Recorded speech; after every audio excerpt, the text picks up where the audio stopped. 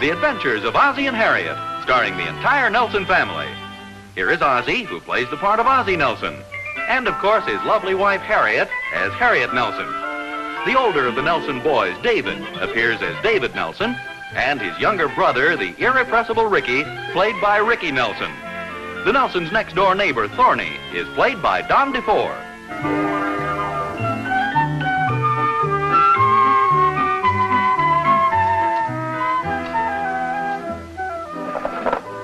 Did you lose something? Oh, no, I'm sure I haven't lost it. What's that? Oh, this is a bracelet. I bought it about 6 months ago. I know what that is. I mean, what is it you've lost? Now, wait a minute. Don't tell me you lost the car keys again. I resent that. You're the one who's always losing the car keys. Are you kidding? I've never lost the car keys in my life. Come on, stop changing the subject. What is it you've lost? Or that you haven't lost, but you're looking for? Let me look a little further. I may find it yet. For goodness sakes, why don't you want to tell me? Well, if you must know, it's because you'll insist it's some Freudian thing, and I've lost it because subconsciously I don't like it. In other words, it's something I gave you. Well, yes, but I didn't lose it because I don't like it. I'm not even sure I've lost it yet. Now, wait a minute. Could it be the gold pin? What gold pin? You know, the gold pin I gave you for our 13th wedding anniversary. The one with the big 13, the one you never wear. How did you guess? Did you find it? No. Why, did you lose it? Well, it was what I was looking for. How did you guess? Well, there is a lot to this Freudian business. I mean, you do have a tendency to lose the things that you don't like. Well, now, what makes you think I don't like it? Well, you never wear it. But I like it. Well, I don't know. I just thought it was kind of a clever idea. I mean, our 13th wedding anniversary and then the pin with the 13 on it. Well, yes, it was. It was a very clever idea, and I used to wear it a great deal. Well, you know how superstitious some people are, and I always had the feeling that they were shying away from me when I wore it. Oh. Besides, it was very hard to find an occasion to wear it. Well, I don't know. A pin like that could be worn on the 13th of every month. That's very appropriate. Or you could take it and turn it upside down and wear it on the 31st. It must be around here someplace. Well, I wouldn't worry too much about it. If you have lost it, it's insured. I know I haven't lost it. Oh, where are the boys? Maybe they've seen it. I'm sure I haven't lost it. Yeah, well, yes, I know. I say, where are the boys? Oh, they're downstairs in the living room. I asked them to go see if I'd lost it down there. But you haven't lost it.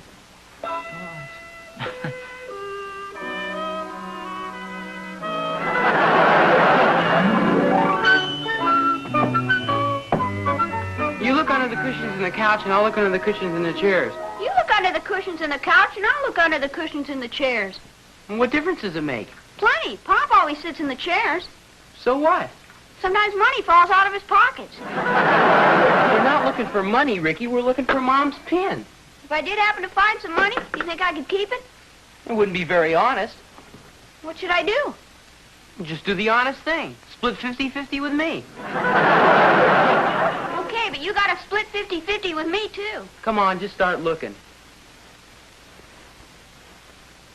Hey, David, do we split 50-50 on everything we find? Sure. Wow, congratulations, my boy. You've now just become half owner of a green button. Keep it. I feel in my generous mood today. Oh, thanks, Lois.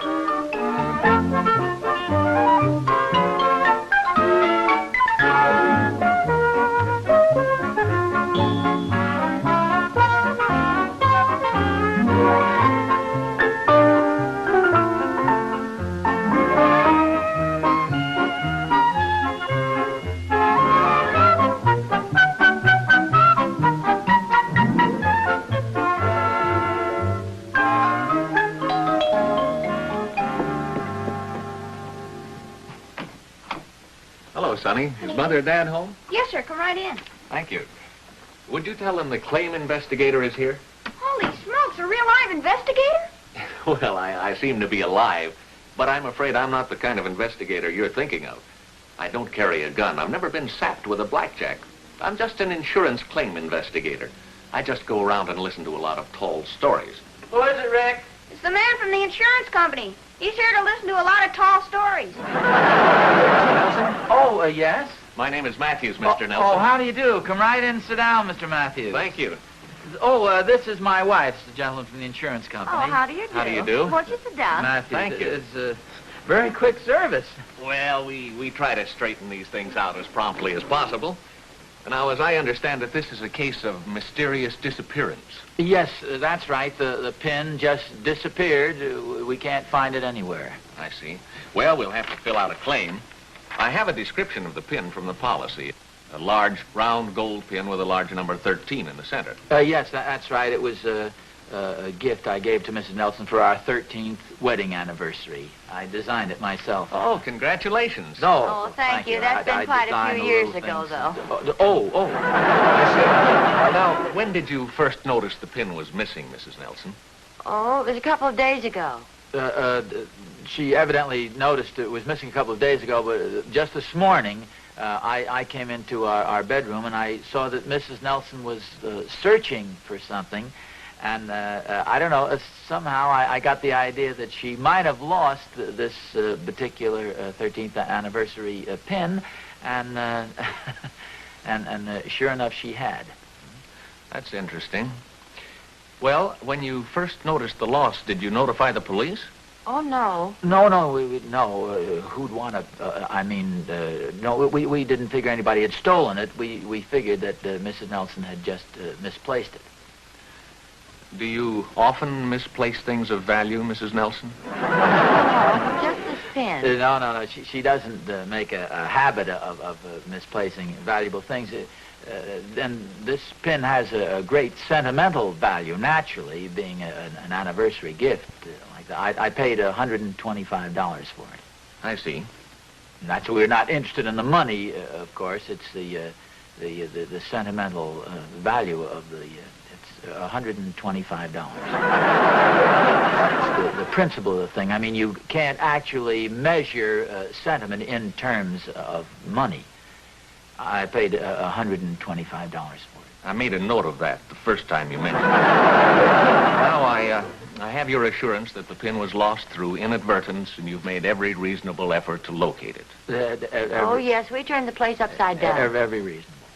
Well, it seems like a simple matter. I'll just okay the claim, and you'll get your check in the mail tomorrow.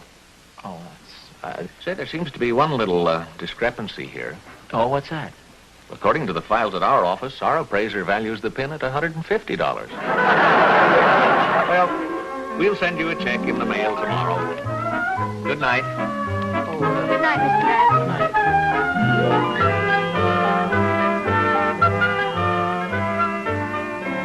How's that? There's nothing here for me. Oh, were you expecting something? Yeah, I was expecting a birthday party invitation. Oh, who from? I don't know, but I pass the word around school that I always give good birthday presents. Well, then you'll be luckier tomorrow morning. Oh, say, here's a letter from the insurance company. Well, that's quick action. Sure is. There's a check. Ooh, for $125. I wonder why they made it out to both of us. Oh, yeah, Ozzie&Harriet Nelson. Well, that's probably just some technicality of some sort. Well, here, do you want to endorse it? And then I'll take it down to the bank and cash it, and then I'll go over to the jewelry store and have them make up another pin just like the one you lost. Oh. What, don't you want another pin? Well, it wouldn't be the same. Well, sure, I'll have it made up exactly the same. Oh, but I'd know the difference. Well, okay, I have a better idea. You know the little place in the middle where we have the 13? Why don't I have that made removable, you see? And then each year we can put... No, you don't. You're not going to get out of buying me an anniversary present. There are too many things I need. Well, if that's the way you feel, here, just endorse the check and we'll deposit in my account. Oh, I have a better idea. Why don't you just endorse it, but give it to me? After all, the pin belonged to me, so the money's rightfully mine. Here you are, dear. Now, not so fast. It's true I did give you the pin, and it was yours while you had it. But after all, you lost the pin, which I had paid $125 for. So since you no longer have the pin, and the money was sent over here to replace the pin, then the check is obviously rightfully mine. There must be a hole in that someplace.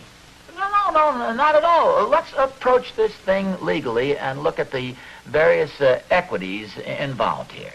Now, to wit, I purchased a pin for $125 and gave the pin to you. Thence you enjoyed usage of said pin for several years. Thence you lost said pin.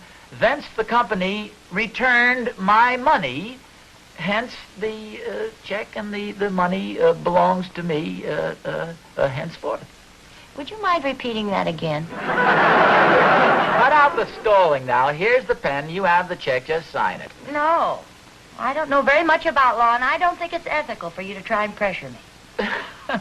I'm not trying to pressure you. Now, come on. Here's the pen. Sign the check. You have no good reason not to.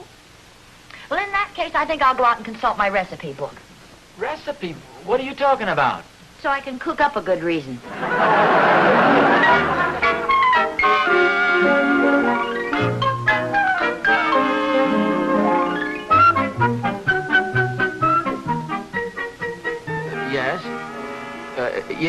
Yes, I know, but is it always customary to issue the check to both the husband and the wife? After all, I pay the premiums. Yes, I understand, but as I've said, in view of... Oh, yes, of course. I didn't mean to take up so much of your time. Well, I appreciate your courtesy in the matter, and I'll call you right after lunch. Oh. Well, then, later in the afternoon? Oh, I see. How long do you expect to be on vacation?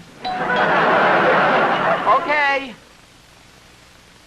Oh, yeah, yes, I have to go now. Well, thank you very much, and have a good time. Okay. Oh, thank you. I bet you can't guess what I've been doing downtown. I can imagine. Come on upstairs and I'll show you. I know what you've been doing. Phoning the insurance company. What makes you so sure? Because I've been trying to phone home all morning. Well, were you trying to reach me about something important? Yes, I was. No, wait a minute. Don't tell me you changed your mind and decided to endorse the check over to me. Yes, as a matter of fact, I did. Oh. I thought the whole thing over and decided that was the only fair thing to do. Well, believe me, Harriet, it was a very wise decision. I figured you'd think so. You just sign it right on the top there. Here. Write it on this. Just as a point of curiosity, what made you change your mind? Was it my presentation of the legal aspects? Well, partly. I was trying to think of a solution to our problem. So I went down to the Emporium, and I bought this new winter coat. Yes, this is a beautiful coat, Harriet. Well, what's that got to do with solving our problem? Well, I made the decision, to wit. Whence I bought the coat and charged it. Thence I endorsed the check to you. Hence, when the bill comes, you can pay it with a check. Do you see any holes in that? No, none except the one in my head.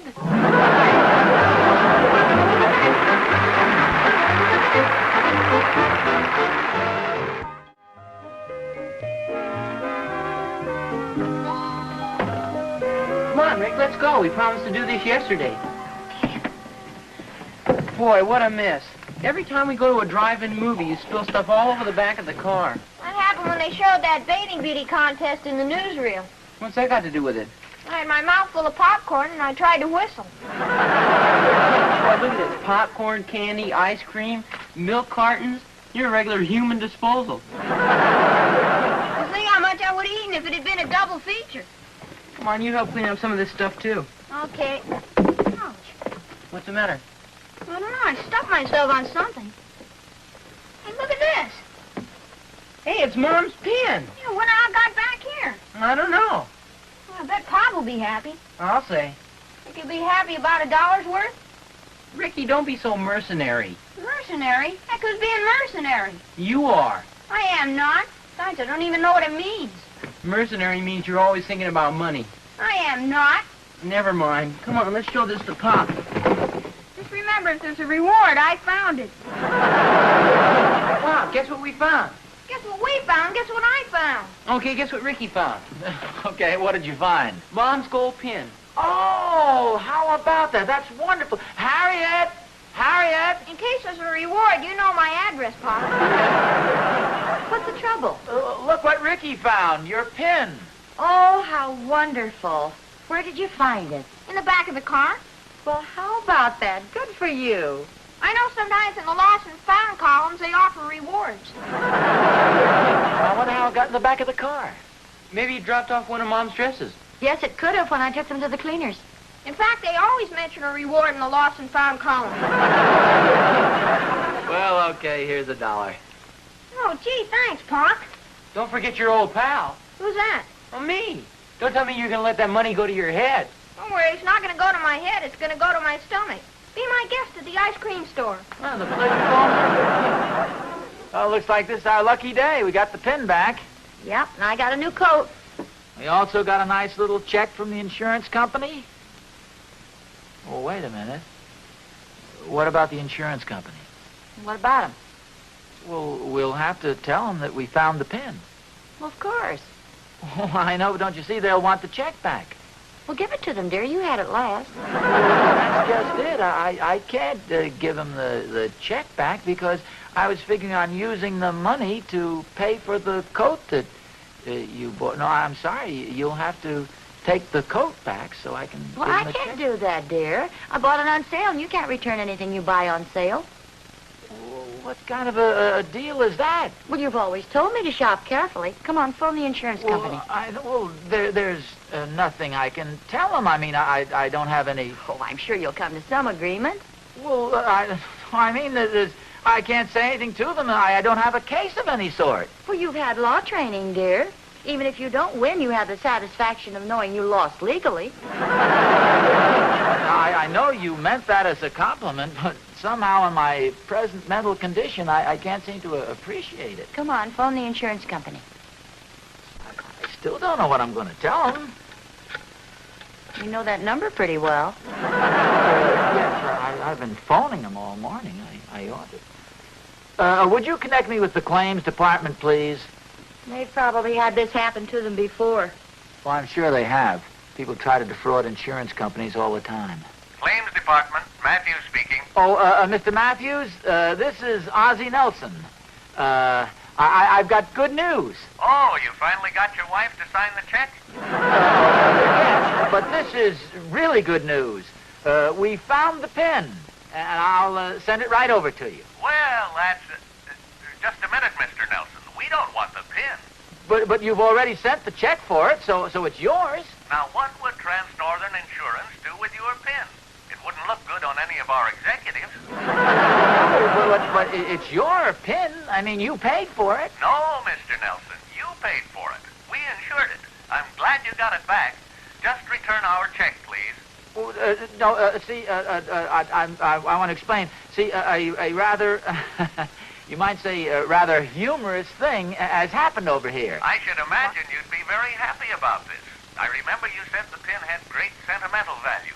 Well, yes, that's true. And our check has great sentimental value to us. Goodbye, Mr. Nelson. No, just a moment, Mr. Matthews. You see, Mr. Matthews? I was just getting your checkbook. I'll need a check for $125 for my new coat. I know you won't believe it, but I'm so glad we found my pin. Well, your pin? No, wait. Well, of course. You said yourself you gave me the pin, and the pin was mine. And when I lost the pin, the check was yours, and you got it. Now that we found the pin is mine. Well, I know, but what about the coat? Oh, well, that's mine, too. And thank you very much, dear. I paid $125 for the pin originally.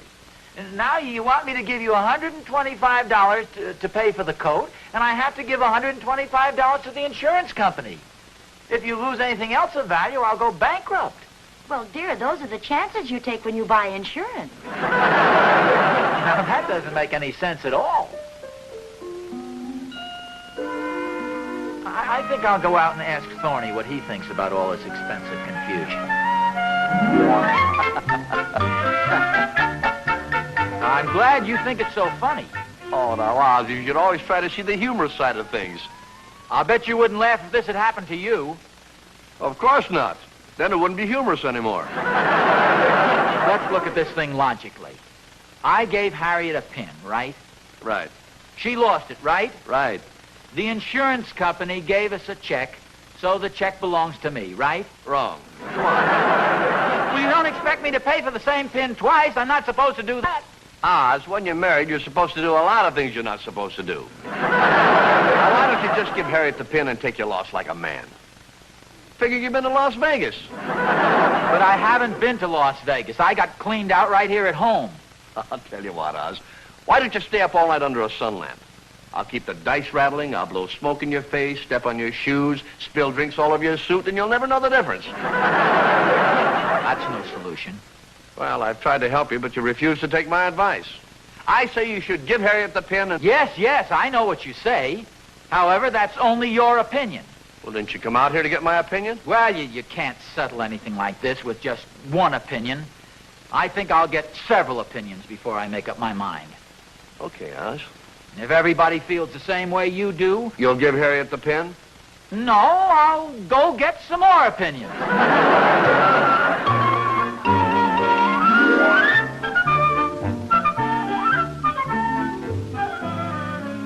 I really do like this coat, don't you, dear? Oh, yeah, it's fine.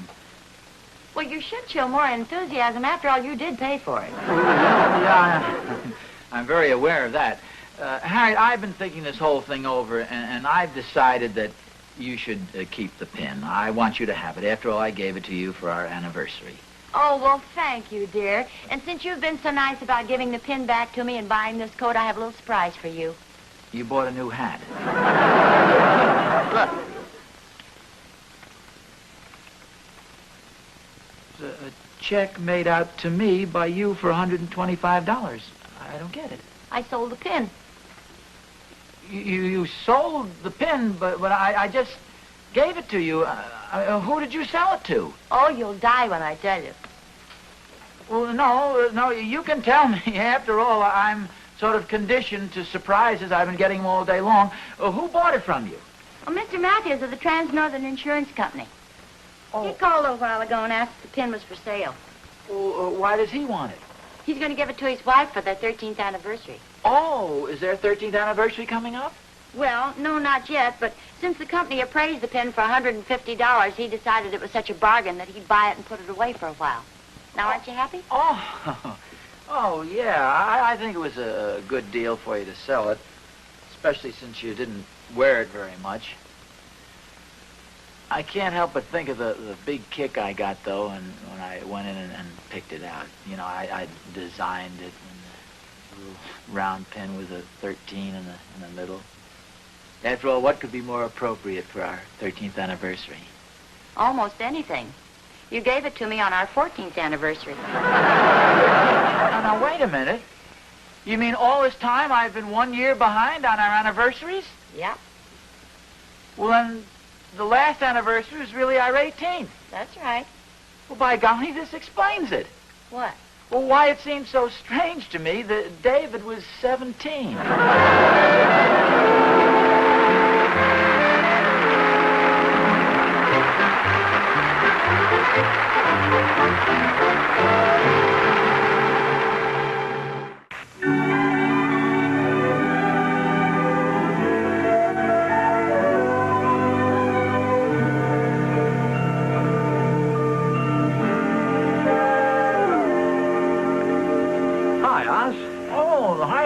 Would you like some scrambled eggs or some coffee or something? No, thanks.